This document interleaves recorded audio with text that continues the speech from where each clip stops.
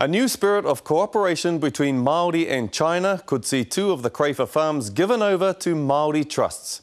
During a recent Māori trade delegation to China, the Minister of Māori Affairs, Dr. Peter Sharples, revealed a deal between the new Chinese owners of Crafar farms, Shanghai Pengxin, and Māori interests was in the offing. Now, Hardy Penny, chairman of Te Tiroa and Te Hape Trusts, has confirmed to Marae Investigates that his trust is currently in negotiations with Pengxin. He told us he's hopeful he'll be able to release details of a done deal soon. We understand lawyers have been drawing up documents, but it's not known under what terms the land would be returned to Māori. Trusts which represent Tū Wharetoa and Ngāti Rereahu interests have for some years been trying to buy two Crafar farms on opposite sides of State Highway 30 at Benidale in the King Country. The trusts claim the land was illegally obtained in the 1800s, and both were involved in the consortium led by Sir Michael Fay, which tried to buy them ahead of Shanghai Pengxin. A Shanghai Pengxin representative in New Zealand, Terry Lee, confirmed to Marae Investigates that a deal is now on the table with the trusts, but wouldn't comment further, citing commercial confidentiality. But the company was happy to welcome Marae Investigates inside one of its farming operations in China, and as Jodie Ihaka reports, there seems a real openness to doing business with Māori.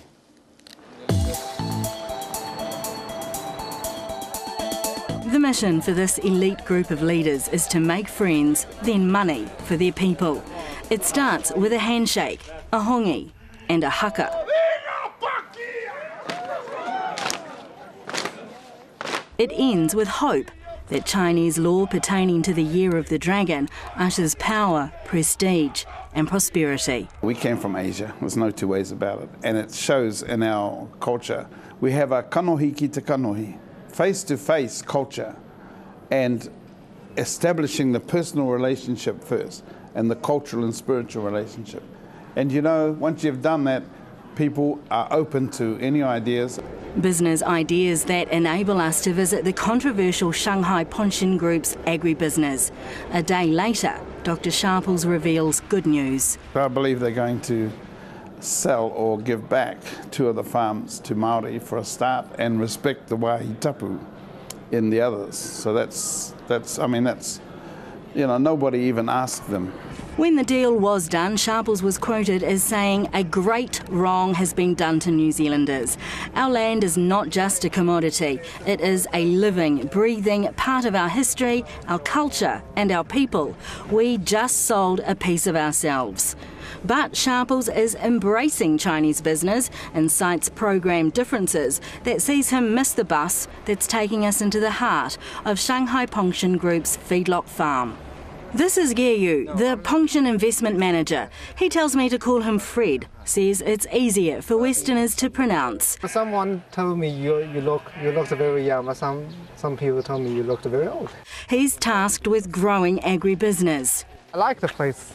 I like the environment, the air, and also the people, the sheep. This is a breeding program, so before entering the farm we're given protective footwear and doused in ultraviolet rays for 5 minutes. They assure me this kills bacteria but protects the sheep. We use part of the land for sheep farming, as I told you on the bus. And the sheep farm in total covers 13 hectares.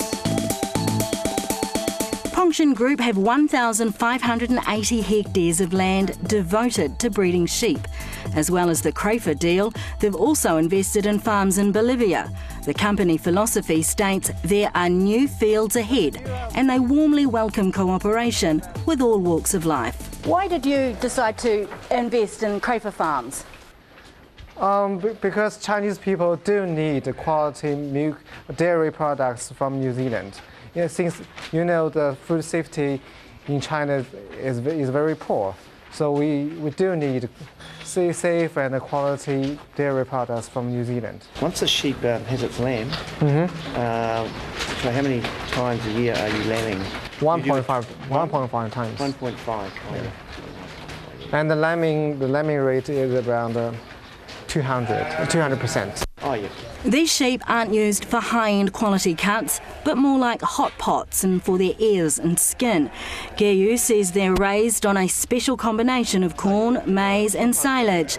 Cleanliness is prioritised. We can separate the moisture from the effluent, so it cannot be used for the flies and the mosquitoes, so that we can keep the cleanness of the environment. China can't meet the demand for live sheep, so this breeding program is a 2-year trial aimed at delivering more than just profits. Artificial insemination helps speed up the process. What can New Zealanders learn from you? I think the people can know that in China, Chinese people are doing differently than what you are doing in New Zealand. But our goal is the same.